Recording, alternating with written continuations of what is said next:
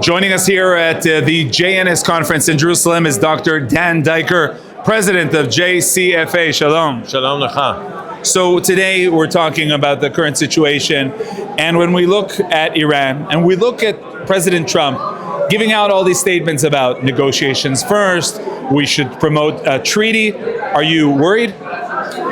Yoni, there's a lot of lack of clarity about what's happening with Iran. We know there have been a couple of rounds of talks. We know that President Trump has said he's not blocking or preventing a potential Israeli military strike on Iran's nuclear installations.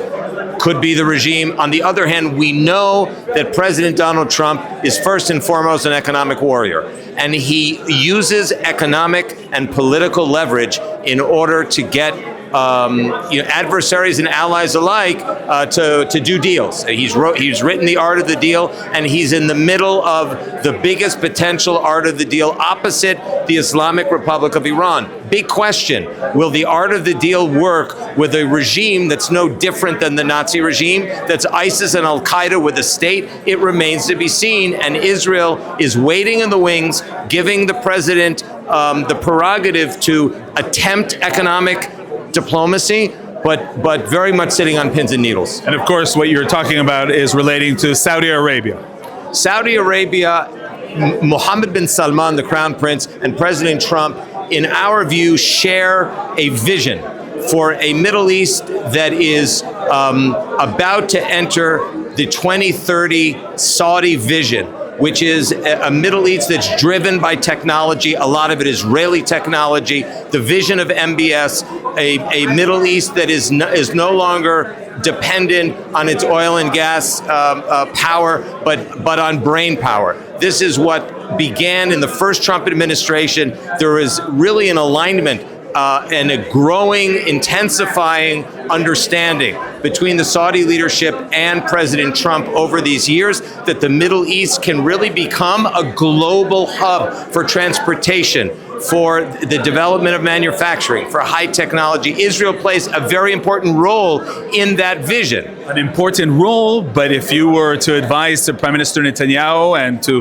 the rest of the authorities here in Israel, we have to be careful about this big dream because it could be on our expense to some extent, right? Absolutely. The Latin phrase, caveat emptor, may the buyer beware, is more relevant than ever. It seems for sure that Israel is way beyond the talking stage with the Iranian regime. Israel has known, not only because of having been attacked recently directly from Tehran, but it knows that the Iranian regime, politically, culturally, they're carpet weavers, they're chess players, and they will bear hug their adversaries in negotiations and go on, extend, and go on for years and years. Israel knows it. Israel knows that time is short. The window is closing for a potential military strike in order to eliminate this death cult with a flag with nuclear weapons and its malign behavior subversive across the whole Middle East. So what should we do?